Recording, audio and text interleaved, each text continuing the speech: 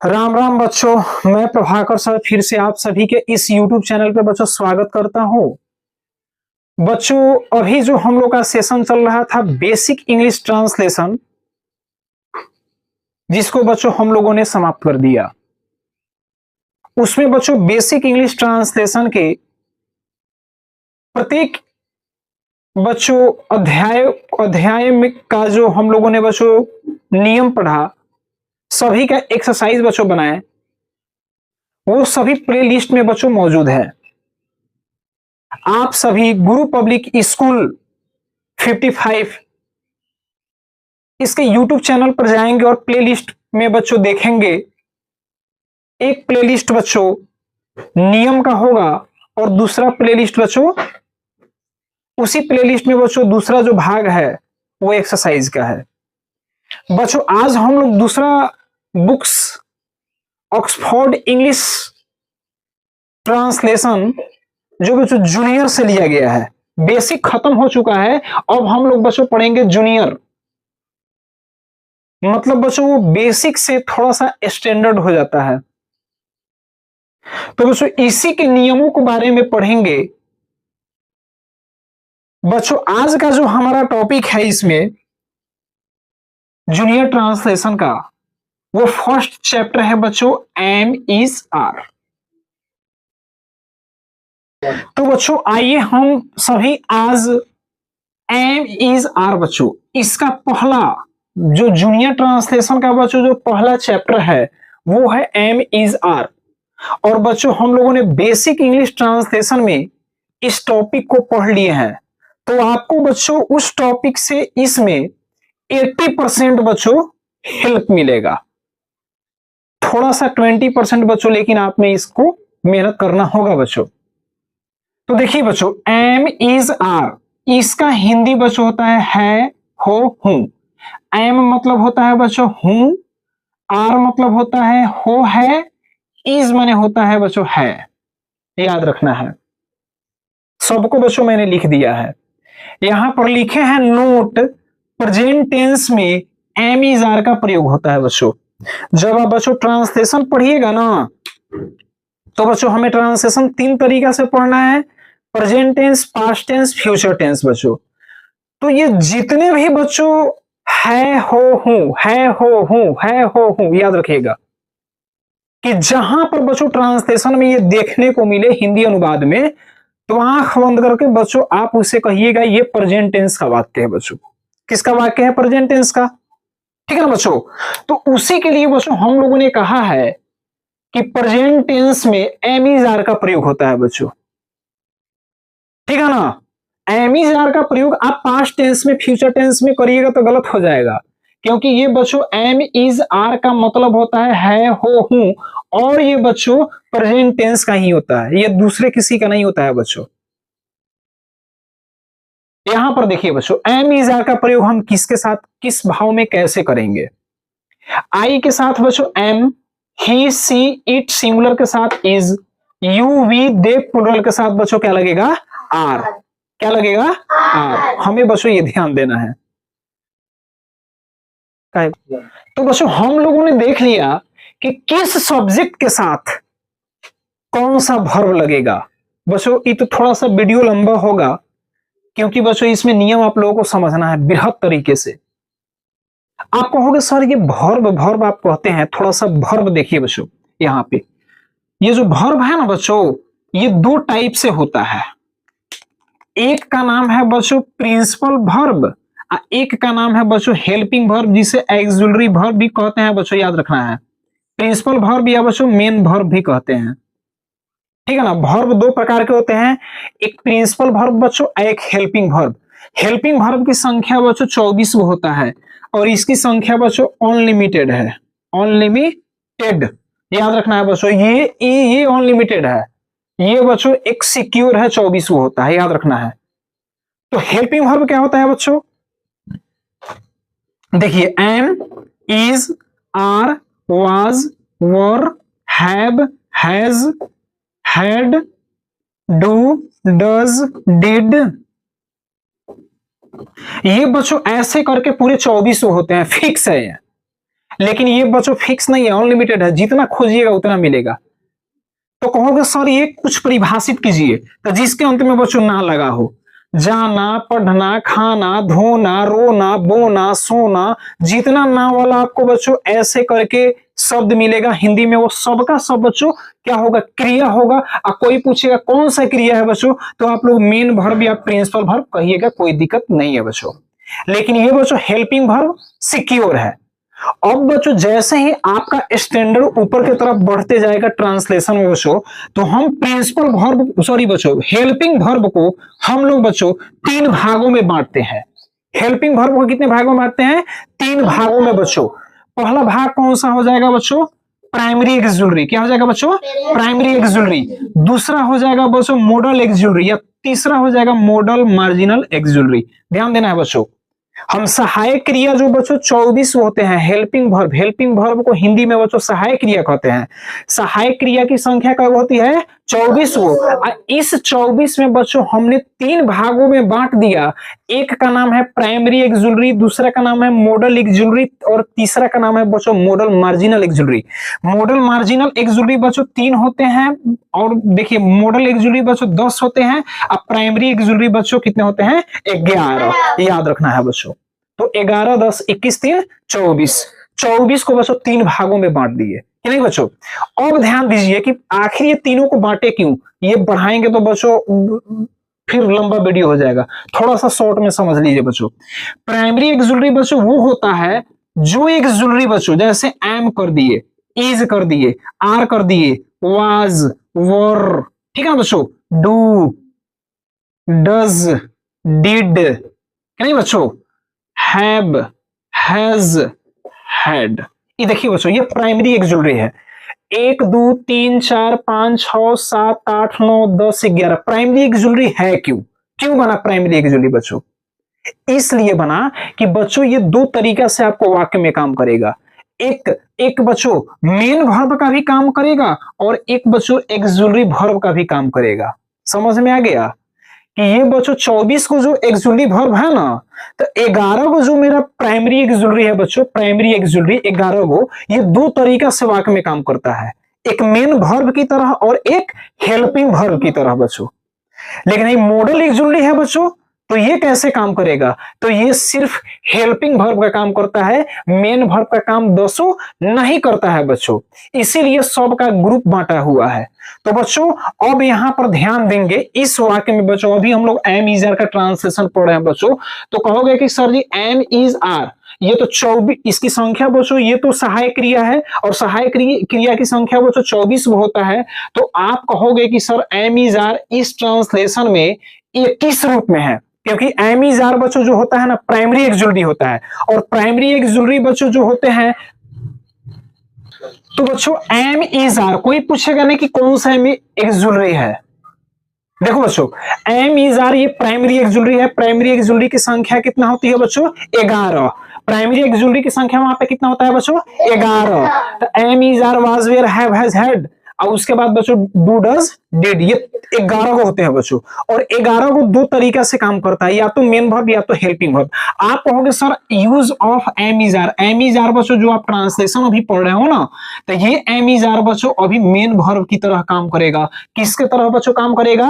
Main verb की तरह। आप कहोगे सर ये मेन वर्ब की तरह काम करेगा कैसे, आप थोड़ा बतलाइए। तो बच्चों बोर्ड पे ध्यान दीजिए, यहां पे मैंने लिख दिया है मैं गरीब हूं, मैं गरीब हूं। बच्चों मैं यहां पर लिख देता हूं मैं खेल रहा हूं। दोनों में अंतर देखिए बच्चों क्या है।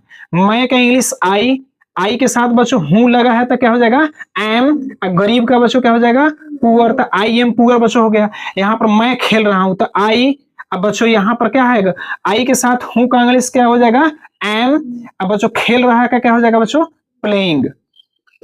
मैंने यहां पे बच्चों 2 सेंटेंस लिखा, दोनों में एम लगा हुआ है, इसलिए क्योंकि ये परिभाषित करना है बच्चों कि कौन हेल्पिंग वर्ब और कौन मेन वर्ब की तरह काम कर रहा है बच्चों, एम। ठीक है ना? ध्यान दीजिए बच्चों, जिस वाक्य में बच्चों क्या है, जिस वाक्य में एम के अलावे और कोई वर्ब हो बच्चों, जिस वाक्य में 2 वर्ब हो, एम के बाद भी बच्चों कोई वर्ब लगा हो, तो बच्चों प्ले माने क्या होता है? प्लेइंग को छोड़िए, पहले प्ले माने क्या होता है?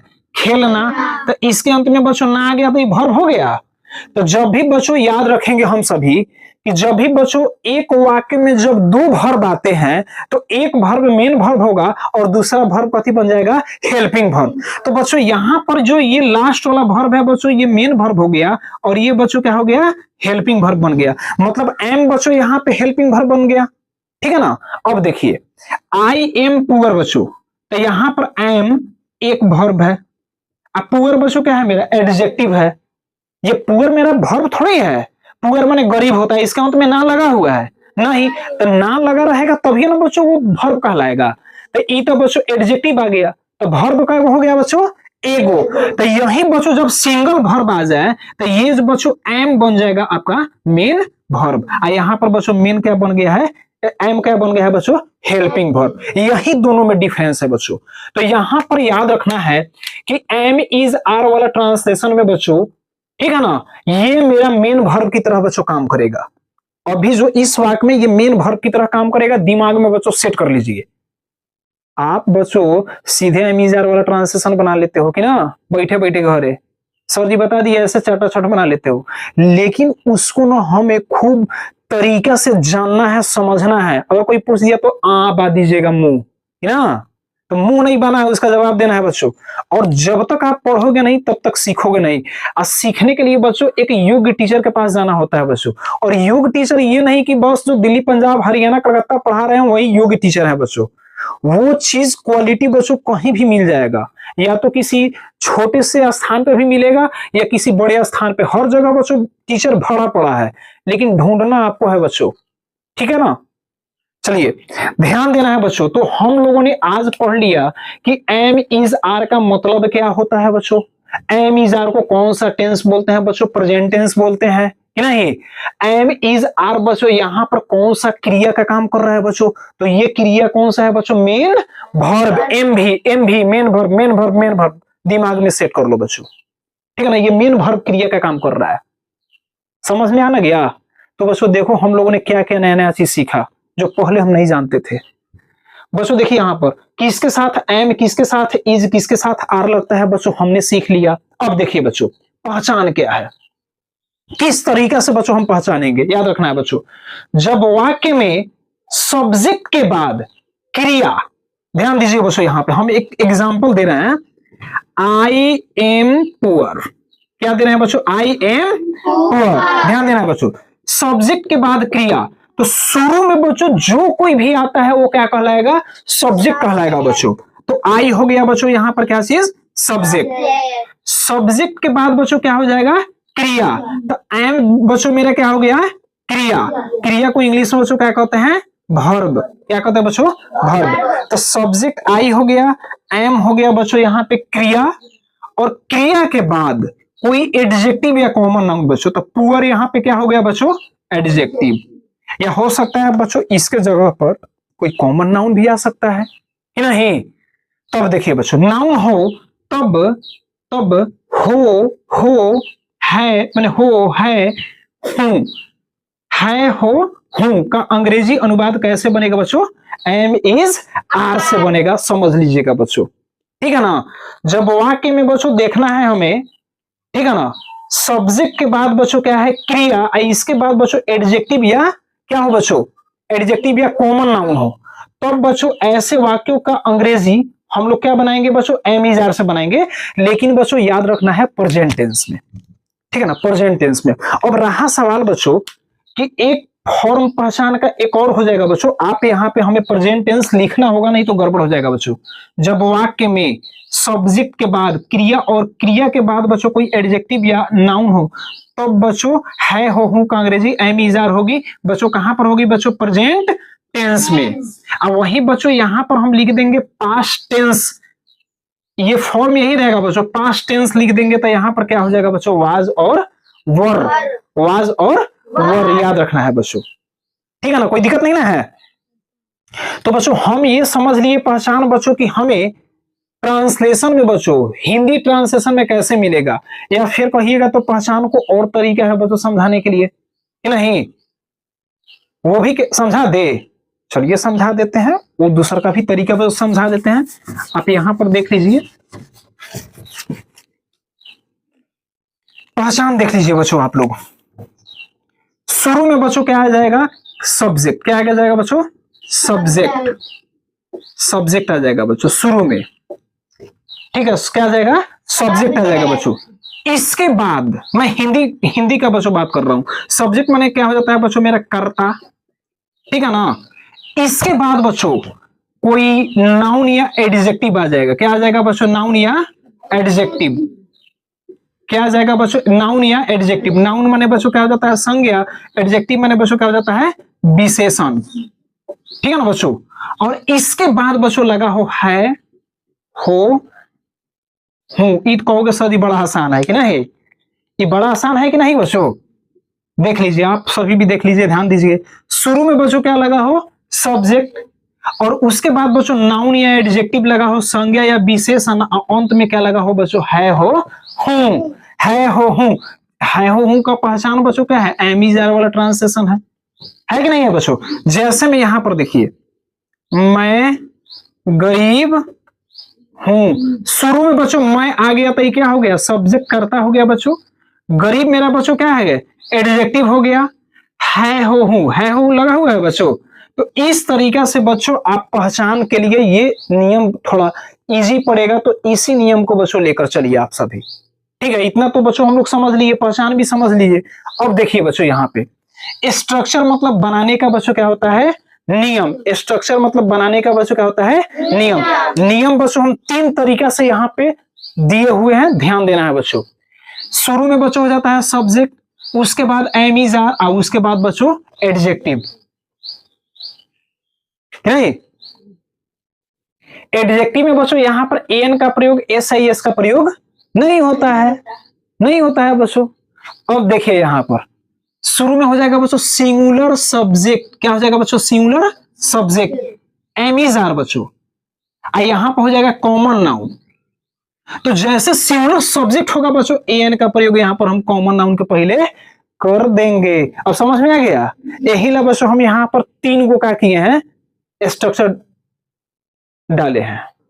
बच्चों समझ गए कि शुरू में हो जाएगा बच्चों सिंगुलर सब्जेक्ट, मतलब कोई सब्जेक्ट सिंगुलर हो, एक गोड़ा हो, और उसमें बच्चों एम इज आर लगा हो, और कॉमन नाउन हो बच्चों, तब उस स्थिति में हम एन का प्रयोग उस कॉमन नाउन के पहले करेंगे। समझ में आ गया। चलिए बच्चों यहाँ पे ध्यान दीजिए। तीसरा का स्ट्रक्चर है, अगर बच्चों प्लूरल सब्जेक्ट हो। क्या हो बच्चों, प्लूरल सब्जेक्ट। जैसे में क्या हो जाता है प्लूरल सब्जेक्ट, वे लोग, हम लोग, राम और श्याम, सीता और गीता, प्लूरल हो बच्चों। घोड़े, कुत्ते, प्लूरल हो बच्चों, और वो सब्जेक्ट बनकर आता है, और उसके साथ बच्चों एम इज आर का प्रयोग हो बच्चों, और लास्ट में क्या हो मेरा कॉमन नाउन। क्या हो बच्चों, कॉमन नाउन। कॉमन नाउन क्या होता है बच्चों, बोलिए, जातिवाचक संज्ञा, जिसे जाति भर का बोध हो, जिसको बच्चों हम लोग गिन सकते हैं। तो शुरू में प्लूरल सब्जेक्ट है बच्चों, तो जिसको गिन सकते हैं अंत में रहेगा। ऑटोमेटिक है बच्चों, क्या करेंगे, कॉमन नाउन को प्लूरल बना देंगे बच्चों। कॉमन नाउन को हम लोग बच्चों क्या करेंगे, प्लूरल बना देंगे। यहां पर बच्चों हम लिखे हुए हैं, ध्यान से समझिए आप सभी, ठीक है ना बच्चों। कि जैसे बच्चों प्लूरल सब्जेक्ट होगा और कॉमन नाउन लास्ट में रहेगा, तो उसको बच्चों हम लोग प्लूरल बना देंगे। देख लीजिए, समझ रहे हैं बच्चों। चलिए एग्जांपल झट से बना देते हैं। देखिए तो थोड़ा सा उधर कपड़ा ध्यान दीजिए बच्चों, ध्यान देना है। आप ही सभी के लिए इतना हम तोड़ फोड़ के बच्चों बता रहे हैं, ठीक है ना। ध्यान से पढ़िए, ध्यान से बच्चों इसको समझिए, नहीं तो बस लुटिए गायब हो जाएगा।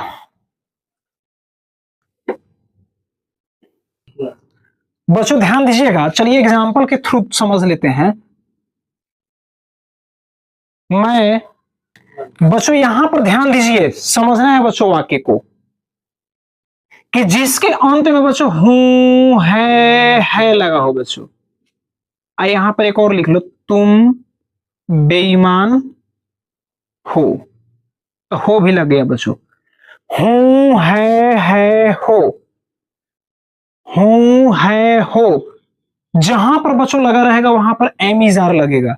लेकिन बहुत ऐसे ट्रांसलेशन है कि बच्चों वहां पर एम इज आर नहीं लगता है। समझ के बनाइएगा, नहीं तो बस गड़बड़ हो जाएगा बच्चों। समझ में ना गया। कैसे, ध्यान दीजिएगा बच्चों।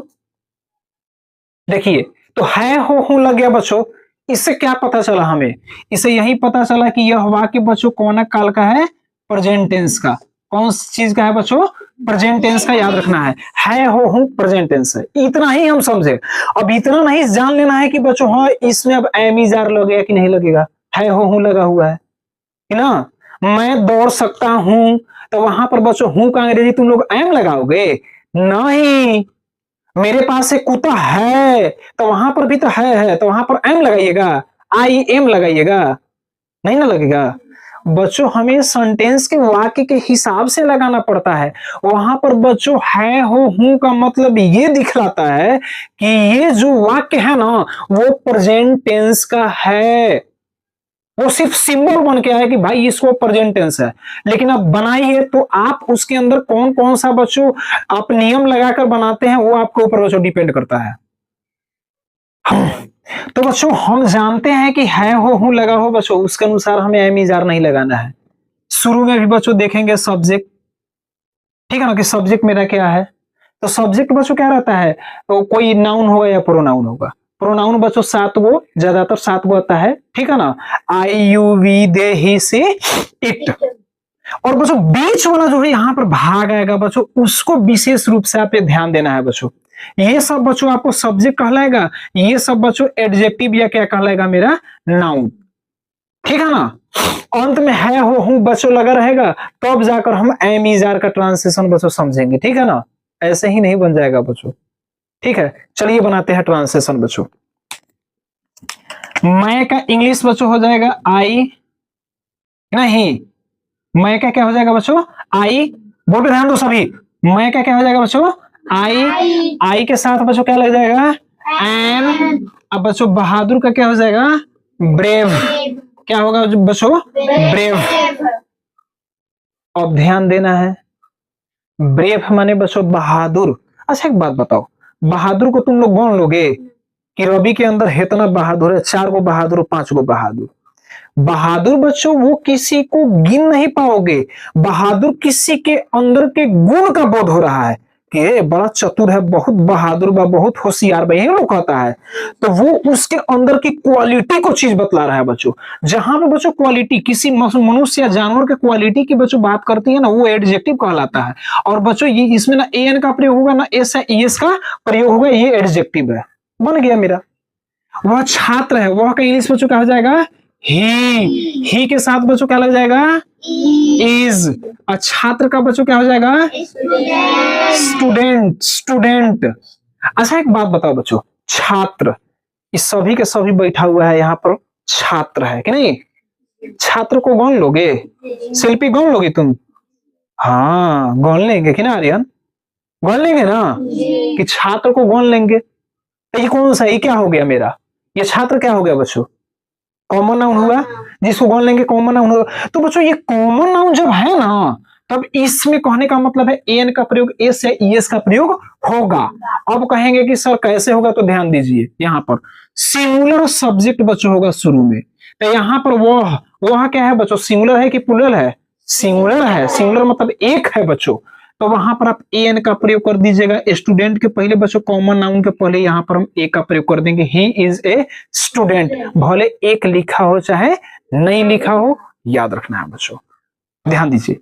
वे लोग पागल है, वे लोग का इंग्लिश बच्चों क्या हो जाएगा? दे। और बच्चों दे के साथ क्या लगता है यहाँ पर? आर। अब बच्चों पागल का क्या हो जाएगा? मैड। अब बच्चों एक बात बताइए, मैड, मैड मैंने क्या होता है? पागल। वो किसी व्यक्ति के अंदर के गुण अवगुण को बतला रहा है कि नहीं?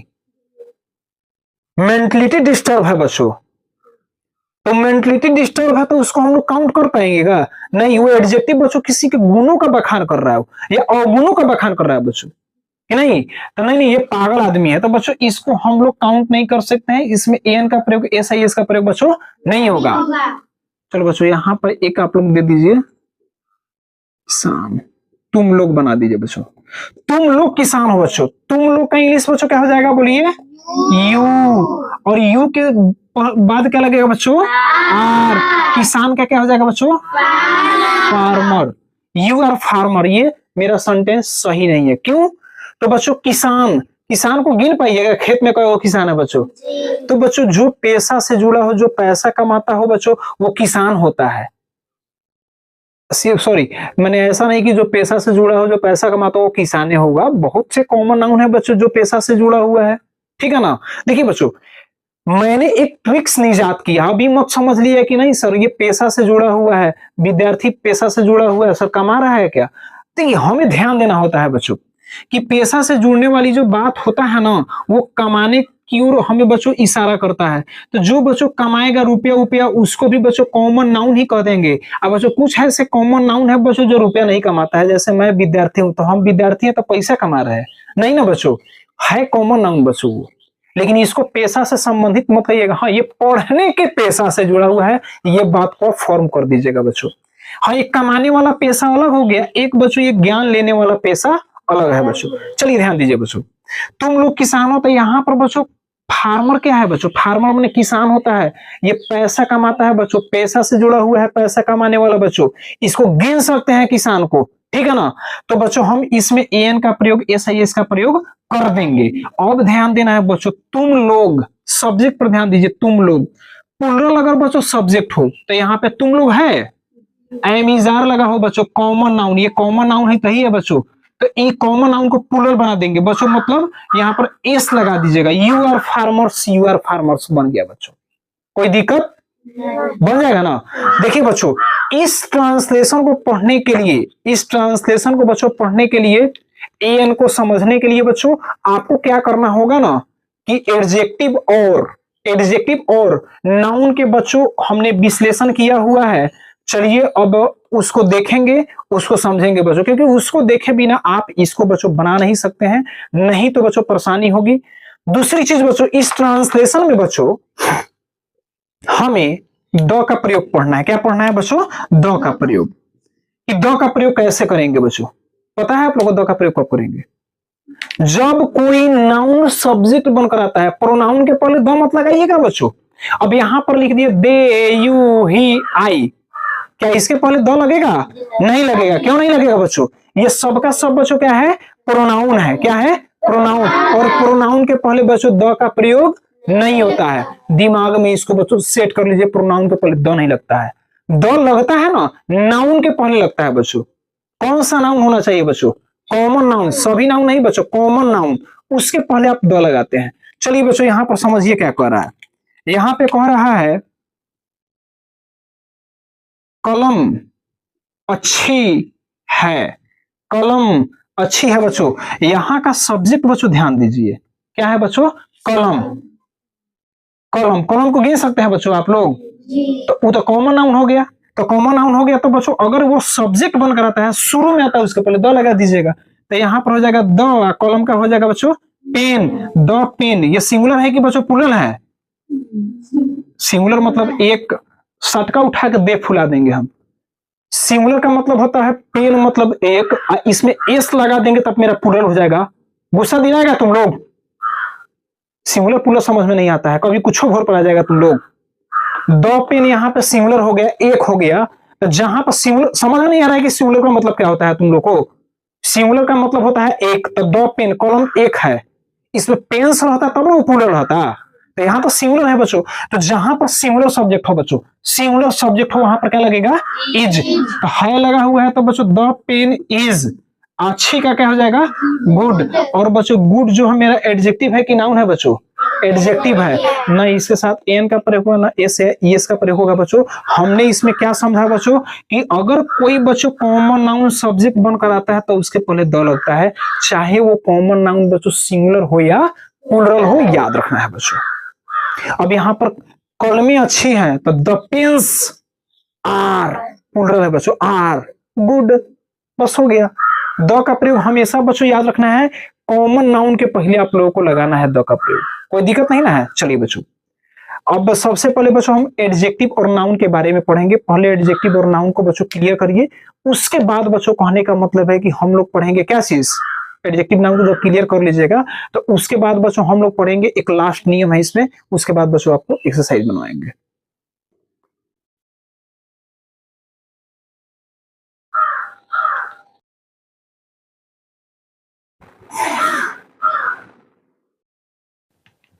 बच्चों ये एडजेक्टिव है और आप सभी जानते हैं कि एडजेक्टिव और इधर कंटेबल नाउन।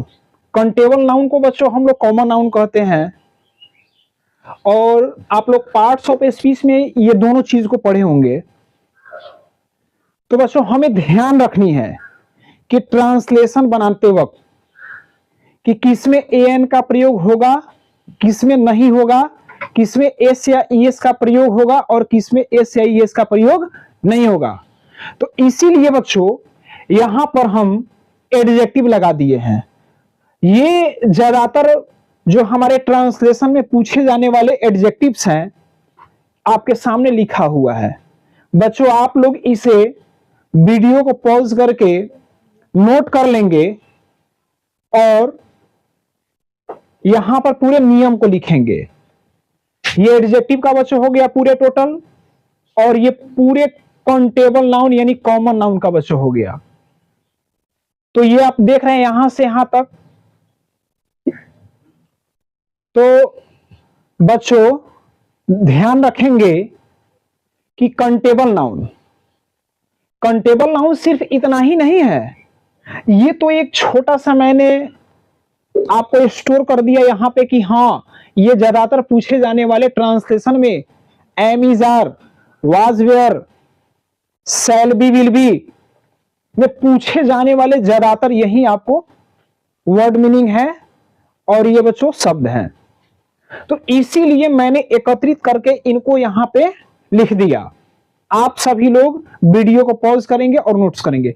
बच्चों यहां पे ध्यान देने वाली बात है कि ये एडजेक्टिव हैं, इनके साथ, ये एडजेक्टिव के साथ बच्चों सेंटेंस में वाक्य जब बनाते हैं आप लोग, उसमें एन का प्रयोग नहीं होगा, एस या ईएस का प्रयोग नहीं होगा। यहां पर लिखा हुआ है, आप देख सकते हैं। ये बच्चों काउंटेबल नाउन हुआ। तो आप देख रहे हैं कि बच्चों ये टोटल का टोटल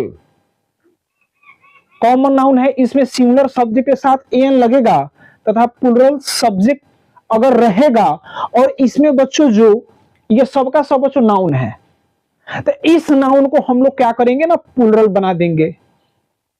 अगर सब्जेक्ट मेरा सिंगुलर हो तो एन का प्रयोग कर देंगे, अगर सब्जेक्ट मेरा प्लूरल हो तो बच्चों इन सभी नाउन को प्लूरल बना देंगे। अब समझ में आ गया कि कहां पर हम एन का प्रयोग करेंगे, कहां पर एस या ईएस। एस या ईएस मतलब बच्चों नाउन को प्लूरल बनाना, तो वो सिर्फ कॉमन नाउन को ही करते हैं।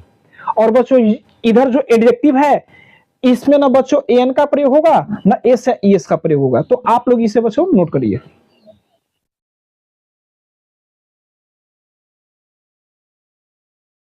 एक लास्ट मेरा नोट है एम इज आर वाला ट्रांसलेशन में, देखिएगा कह रहा है कि अब हम ऐसे वाक्यों पर विचार करें जिनके अंत में होता है, रहता है, लगता है। बच्चों अब सीधे है नहीं लगा रहा होगा, है के पहले होता, है के पहले रहता और है के पहले लगता, ये तीनों लगा रहेगा बच्चों, इत्यादि रहते हैं। ऐसे वाक्यों से जब किसी का स्वभाव सूचित हो बच्चों, अगर हम सीधे है लगा देते हैं बच्चों, मैं गरीब हूं, तुम तैयार हो, वह धनी है, तो बच्चों उसका फॉर्मेशन एक अलग हो जाती है। लेकिन बच्चों जैसा ही होता, रहता, लगता जब लग जाता है बच्चों, तो वाक्यों से क्या स्वभाव, क्या सूचित हो रहा है, स्वभाव, किसी का स्वभाव बच्चों बताएगा वहां पर, कि नहीं। तब उनकी अंग्रेजी बच्चों एम इज आर से ही बनती है। होता है का अंग्रेजी एम इज आर, रहता है का अंग्रेजी एम इज आर, लगता है का अंग्रेजी बच्चों एम इज आर। ये नहीं कि बच्चों है हो हूं के लिए एम इज आर लगेगा, अब बाकी होता, रहता, लगता का अंग्रेजी कुछ अलग हो जाएगा। नहीं, दोनों को बच्चों मिलाकर, होता है, रहता है, लगता है, इस सभी को मिलाकर बच्चों एम इज आर से ही बनेगी, याद रखिएगा। और बच्चों इससे क्या भाव निकलना चाहिए कि स्वभाव किसी का सूचित हो बच्चों। चलिए बच्चों हम एग्जाम्पल के तौर पे देखते हैं। बच्चे नटखट होते हैं बच्चों, बच्चे नटखट होते हैं, बच्चे नटखट होते हैं। बच्चे नटखट होते हैं यानी बच्चा का बच्चों क्या है, उसका स्वभाव है नटखट होना बच्चों। दूध उजला होता है बच्चों, चीनी मीठी लगती है, सूरज गर्म रहता है। यहां पर लगता है, होता है, रहता है, इससे बच्चों क्या हो रहा है, उस नाउन का बच्चों स्वभाव को बतला रहा है कि इसका स्वभाव बच्चों कैसा है। एम इजार लगा के बनाएंगे बच्चों। चीनी मीठी लगती है, चीनी का स्वभाव क्या है बच्चों, मीठा लगना। खट्टा लगेगा नहीं लगेगा बच्चों, स्वभाव सूचित हो रहा है। तब उस स्थिति में बच्चों होते हैं, होता है, लगती है, रहता है बच्चों, इसमें क्या होगा कि इसका अंग्रेजी एम इजार से ही बनेगा, इसमें दूसरा कुछ नहीं लगाना है बच्चों। अब हम बच्चों ध्यान देंगे, बच्चे नटखट होते हैं, बच्चे का अंग्रेजी आप लोग बनाइए बच्चों, चिल्ड्रेन। बच्चे मेरा प्लुरल है तो क्या लगेगा, है लगा हुआ है तो बच्चों आर। नटखट होना तो क्या हो जाएगा बच्चों, नट्टी। अब कहोगे सर चिल्ड्रन मेरा कॉमन नाउन है, गिन सकते हैं, द लगेगा, तो बच्चों यहां पर द का प्रयोग नहीं होगा बच्चों। मैंने यहां पर 2 नोट और लिखे हुए हैं। मिल्क, शुगर अनकाउंटेबल नाउन है, अतः सामान्य अर्थ में इसके पहले द का प्रयोग नहीं होगा। अनकाउंटेबल नाउन के पहले बच्चों साधारण अर्थ में हम लोग द का प्रयोग नहीं करेंगे। देखिए बच्चों, टीचर्स, यहां पर टीचर्स, चिल्ड्रन के पहले भी द का प्रयोग नहीं होगा, क्योंकि प्लुरल नाउन से पूरी जाति का बोध हो रहा है बच्चों। जहां पर पूरी जाति का बच्चों बोध हो, उस प्लुरल नाउन के पहले बच्चों द का प्रयोग यहां पर हम नहीं करेंगे। बच्चे नटखट होते हैं, यहां पर बच्चों पूरी जाति का बोध है, ये प्लुरल है बच्चों, द का प्रयोग नहीं करना है। देखिए उसी तरह बच्चों, दूध उजला होता है, दूध का इंग्लिश क्या हो जाएगा, मिल्क। होता है का इज, उजला का बच्चों क्या हो जाता है, व्हाइट। मिल्क इज बच्चों क्या हो जाएगा, व्हाइट। मिल्क बच्चों क्या है, अनकाउंटेबल नाउन है। जो अनकाउंटेबल बच्चों नाउन रहेगा, मिल्क, शुगर के पहले द का प्रयोग नहीं होगा, यहां पर बच्चों द का प्रयोग नहीं करिएगा, याद रख लेना है। चीनी मीठी लगती है, चीनी का इंग्लिश बच्चों क्या हो जाएगा, शुगर। लगती है का अंग्रेजी इज, मीठी का क्या हो जाएगा, स्वीट। शुगर इज स्वीट बच्चों। शुगर अनकाउंटेबल नाउन है बच्चों, इसको गिन नहीं सकते हैं, द का प्रयोग नहीं होगा। सूरज गर्म रहता है बच्चों, तब याद रखना है बच्चों, आकाश में जितने भी बच्चों पिंड है, आकाश में ग्रह है, चंद्रमा है बच्चों, तारा है, सब में द का प्रयोग होता है, वो नियम है बच्चों। आर्टिकल का जब भी आप नियम पढ़िएगा उसमें बतलाया जाएगा कि जितने भी बच्चों आकाश में पिंड सब है उसमें द लगाना है।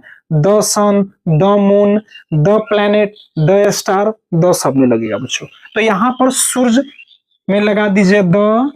सन रहता है का बच्चों इज, गर्म का बच्चों क्या हो जाएगा, hot. The sun is hot, sugar is sweet, milk is white, children are naughty. अब ध्यान दीजिए बच्चों, नट्टी के पहले एन एस आई एस का प्रयोग नहीं करिएगा, ये बच्चों क्या है, एडजेक्टिव है। व्हाइट मतलब ये भी बच्चों एडजेक्टिव है, एन का प्रयोग, एस आई एस का प्रयोग नहीं होगा। स्वीट मतलब बच्चों क्या है, स्वीट मतलब होता है मीठा, ये भी बच्चों एडजेक्टिव है, एन का प्रयोग, एस आई एस का प्रयोग नहीं होगा। हॉट माने गर्म, एडजेक्टिव है, एन का प्रयोग, एस आई एस का प्रयोग नहीं होगा बच्चों। अब समझ न गए कि हमें बच्चों यहाँ पर भी एडजेक्टिव को देखना है, डिफाइन करना है बच्चों, उसके अनुसार आर्टिकल का प्रयोग कब होगा, नहीं होगा। द का प्रयोग बच्चों हम लोगों ने सीख लिया। यहाँ पर बच्चों नोट है, सबको बच्चों क्या करना है, बारीकी से आप सभी लोग देखेंगे, समझेंगे बच्चों। और जूनियर ट्रांसलेशन का बच्चों, ऑक्सफोर्ड जूनियर इंग्लिश ट्रांसलेशन है, उसका बच्चों एक्सरसाइज बनाना है 1 से लेकर 9 तक बच्चों। कितना बनाना है, 1 से लेकर 9 तक। तो बच्चों इस सभी नियमों को पढ़ते हुए आप 1 से 9 तक बनाइए बच्चों। अगले वीडियो में कल हम बच्चों एक्सरसाइज के बारे में चर्चा करेंगे। 1 से लेकर 9 तक बच्चों एक्सरसाइज बना कर देंगे, आप लोग बच्चों मिलान कर लेंगे। तब तक के लिए बच्चों धन्यवाद, मिलते हैं अगले वीडियो के साथ बच्चों। इस सेशन को शेयर करना ना भूले बच्चों, लाइक करें, सब्सक्राइब करें। तब तक के लिए धन्यवाद, मिलते हैं अगले वीडियो के साथ।